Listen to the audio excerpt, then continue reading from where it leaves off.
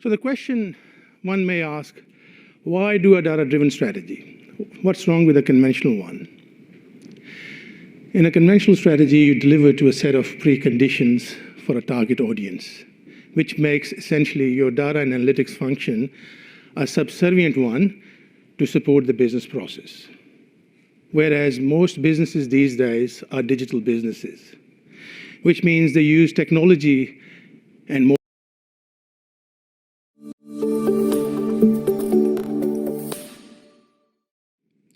So the question one may ask, why do a data-driven strategy? What's wrong with a conventional one? In a conventional strategy, you deliver to a set of preconditions for a target audience, which makes essentially your data and analytics function a subservient one to support the business process. Whereas most businesses these days are digital businesses, which means they use technology and more specifically data to run their operation, to drive their business actions. And for this reason, therefore, a conventional strategy cannot satisfy the growing demand of a digital business. Now, we at the Department of Education are not Amazon-like digital or Airbnb-like digital, but we are increasingly becoming digital in that we are using data and technology to deliver services to children, students, teachers, principals, parents, and citizens in general. And also, we have a department-level plan which is primarily grounded in a vision that is driven by data. And this was our starting point to create a strategy. So let's have a quick look at that plan. Okay, bit of introduction to Department of Education. This is the largest state government department down in Victoria. Our current conventional data and analytics setup has served us well, really well, over the years. However, it cannot continue to keep up with the digital demands that we are placing on it now. Also, as I said, our business plan is very data-driven due to the key themes contained within this vision. And I'll quickly bring your attention to the guiding principle. If you look at the last one, which says, see the whole picture.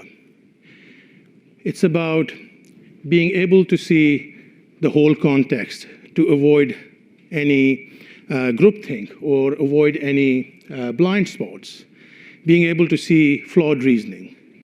Moving a little bit to the left, in the middle, be curious and work together. It's all about critical thinking, questioning everything, being innovative with data, not just seeing what's there, but questioning what's missing from the data. Working together, like being social. And the first one, which is my favorite, the guiding principle, hearts and minds on. It's a sort of an acknowledgement on our part that simply data won't help if we don't have workforce culture of welcoming evidence. So these themes, plus many other riddled through this business plan, they're all examples of data-driven behavior. And for this reason, we didn't go down the conventional strategy path. We did a data-driven strategy. Where to start? That's a very, very crucial question, especially when there's so much noise, keywords, buzzwords, things which are not even organizational priority thrown at you. So what you want to do as a strategist, to come up with a method to be able to see the tree from the wood, or the wood from the tree, however it goes, tree from the wood. So, and for us, it was very important that our method that we come up with, our framework is A, very, very simple, given the data maturity of our organization, and B, it's pragmatic. It must be solving real business problems. So it has to be grounded in our business plan that I just shown you.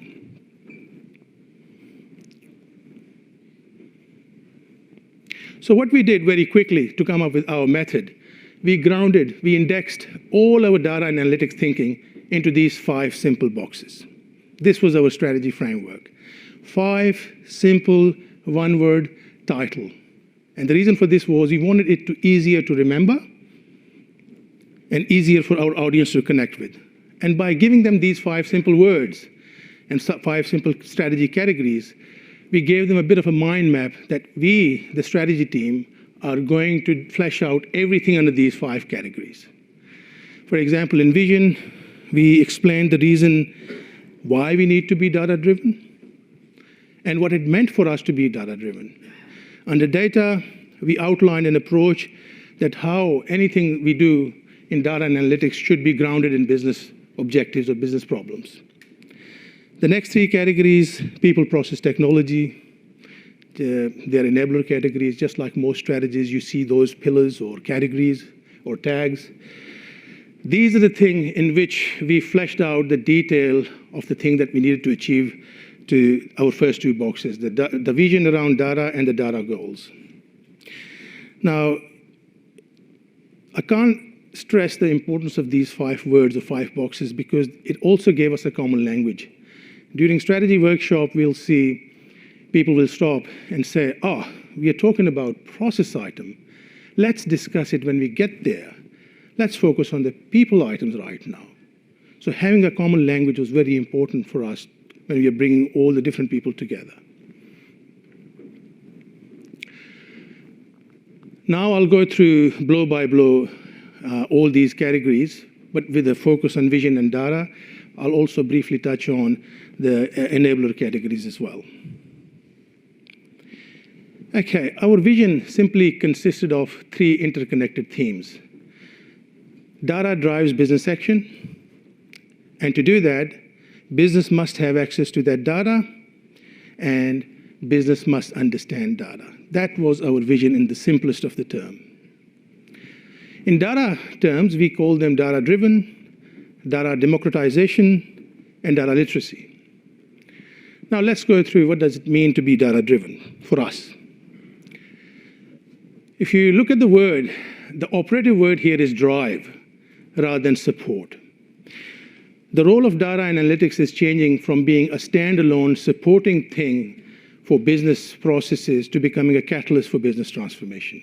Historically speaking, even generally speaking now, people use data analytics to support their business function or use it as an evidence of something that they've done to justify it. But operationally, they just keep on doing what they've always done. What data-driven means is to turn this mindset upside down. You talk to data first, you gain insight, and then fundamentally change the way you do X or improve X. So the focus turns from doing the right thing, which is a compliance mindset, to doing the thing right, which is an innovation mindset. Now you could clearly see how this is different to a conventional strategy. This is not about producing a list of use cases for a set of audience and delivering to those use cases. And this is not even about doing a strategic business analysis to understand your business objectives and expressing them either as a leading or lagging indicator of performance. That's just a very small part of a data-driven organization. It's more social, cultural, behavioral. It's how we want our people to work, think, and behave. It's almost like defining a social contract.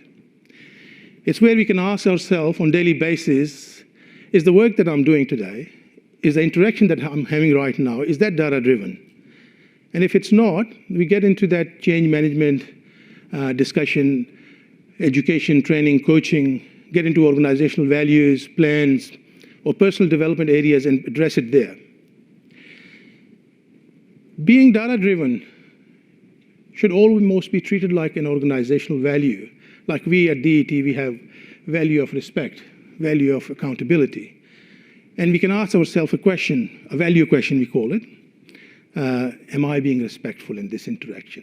Am I being accountable? We should be able to ask the same question, am I being data-driven? Moving on to data democratization, it's a tongue twister, I struggle with it. So my cop-out is I call it data democracy. Okay, to decide, to make decision, people should have access to data at any time with no barriers. Yes, we need to address privacy concerns, security concerns, misinterpretation concerns, but the primary goal remains here that people should be able to use data to expedite decision making. People, teams, and departments should not make it hard to access data. And they should have a data sharing mindset by default. The third theme of our vision, third theme of our vision is data literacy. Now, data literacy, if you've been to Gartner summits before or have read the material, it's very hard to define data literacy, and it encompasses quite a few things, not just skills, but behaviors as well. So what we did, we defined data literacy for us as two things, and two things only. A, that our people can describe the business value of the analytics, data analytics. And B, our people understand what analytical methods that need to be applied to what data sources to answer what questions. Basically, if between the two, they're able to speak data as a language in context. And the thing in the middle that you see, change management, we achieve this big, broad vision through a change management program, through a roadmap, incrementally, where we clearly outline the expectations that we have on us and others, and the accountabilities. And therefore, that's where we also noted that we, the data and analytics team, can only enable certain part of this vision. And other parts of the business have to come to the party and contribute to the enablement of this vision. So once this vision was sort of agreed, we moved on to the next category, which is data category.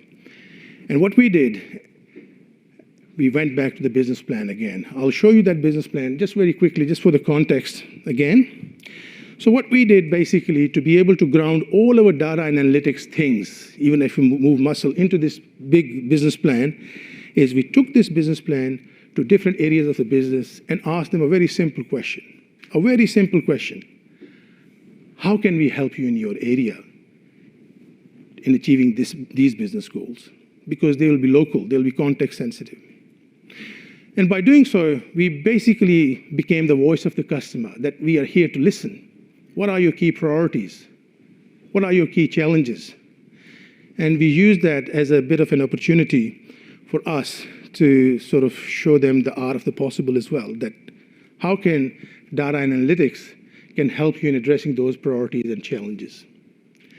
And then drilling down from there, we use Gartner VIA model. That's the only technique that I'm going to talk about because I found it very useful, which is a value information and analytics model or framework, they call it, that helps you link all your data and analytics outcome back to the business problems or business objectives. So we use that to link our data and analytics to our business plan as well. And I'll quickly show you an example, and the purpose of showing you that example is to show you that formula, how we applied it, not to show you the quality of the content that we developed. So we took that business plan to higher education and skills area of our department. By the way, we have lost that area as a result of machinery of government movement. And we asked them the simple question, how can we help you in achieving these business goals in your area?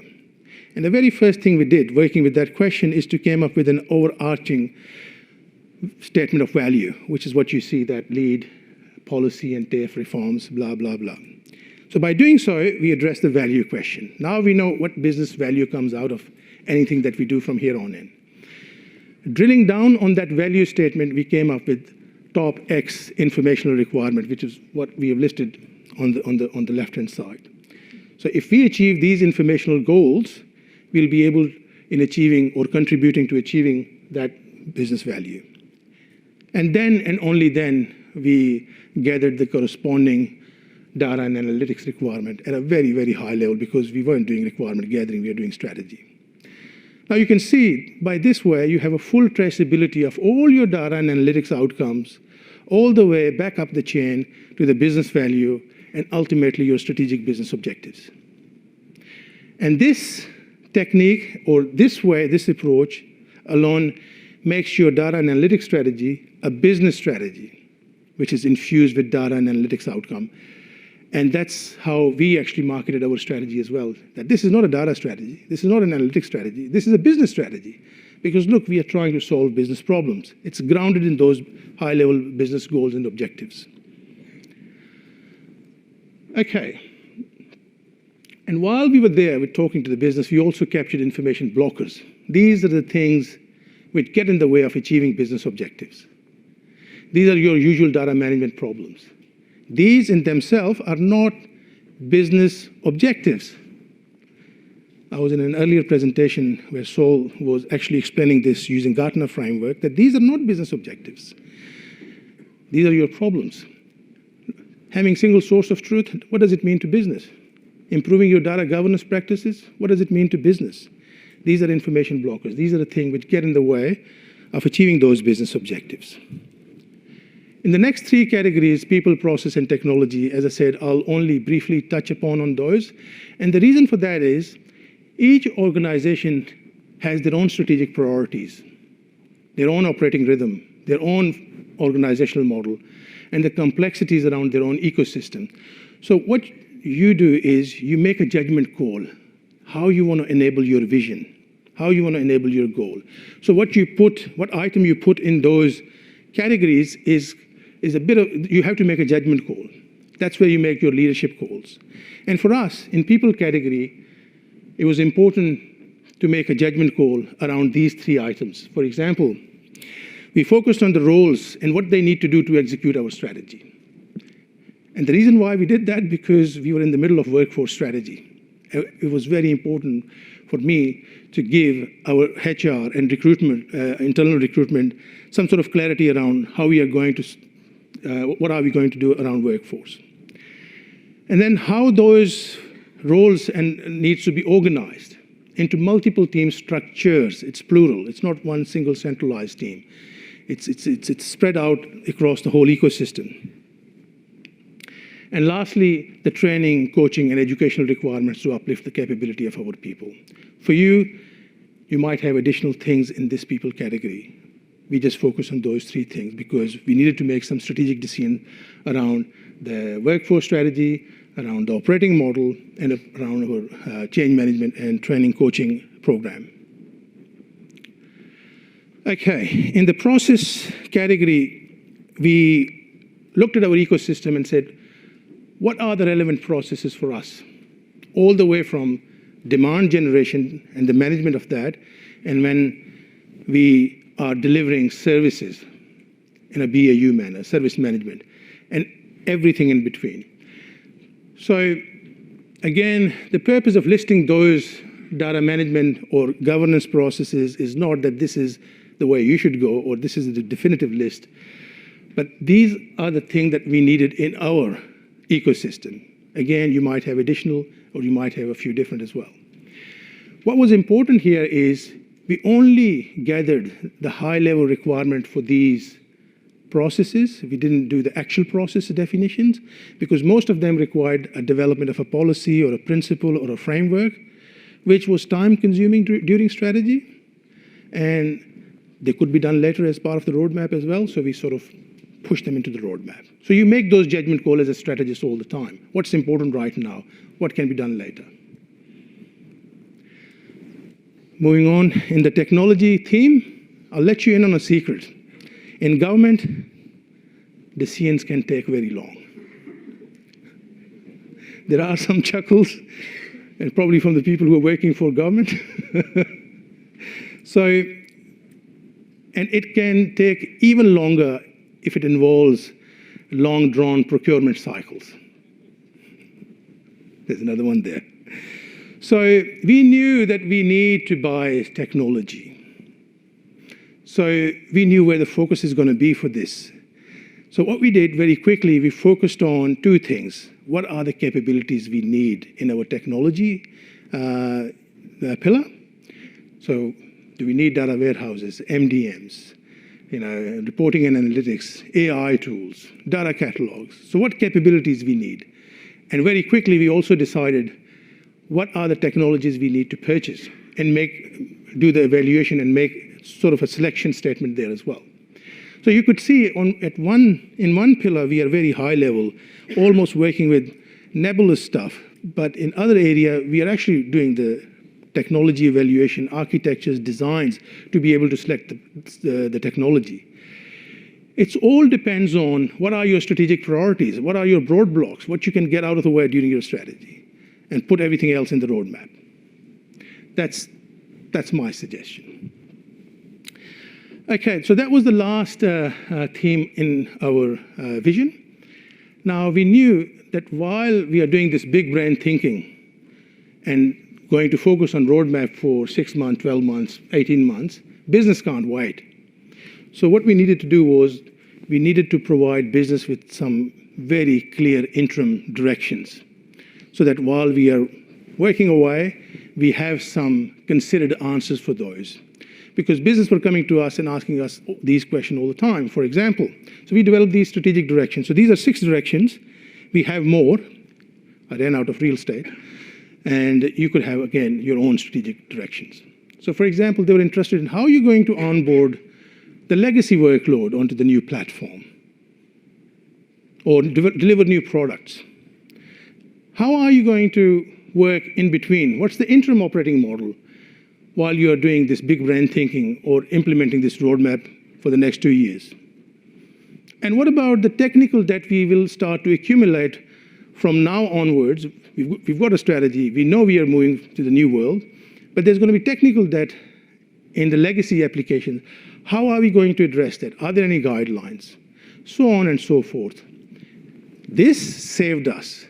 This literally saved us because it gave the business a bit of a confidence in us that these guys have a considered strategy. They've thought of all these things. They're not just giving off-the-cuff answers on the fly. So that actually gave us, not only saved our time, but gave us lots of credibility with business as well. And lastly, this is my last slide, our learnings. So don't turn strategy into a requirement gathering exercise. It's very easy when you're talking to business, you start gathering reporting requirements, dashboard requirements, AI requirements, data management requirements. Data quality is a trap. Data quality and data governance requirements. Don't do that. Only focus on the strategic items. Everything else can be done as part of the roadmap. Otherwise, you'll have strategy which runs for a year and still not complete. Don't develop a separate vision from your business vision. Your data vision does not have to be a separate vision. It has to be grounded in business vision. The communication with business will be very, very easy. And you must ground all things data and analytics into the business problems. Don't do data and analytics for the sake of it.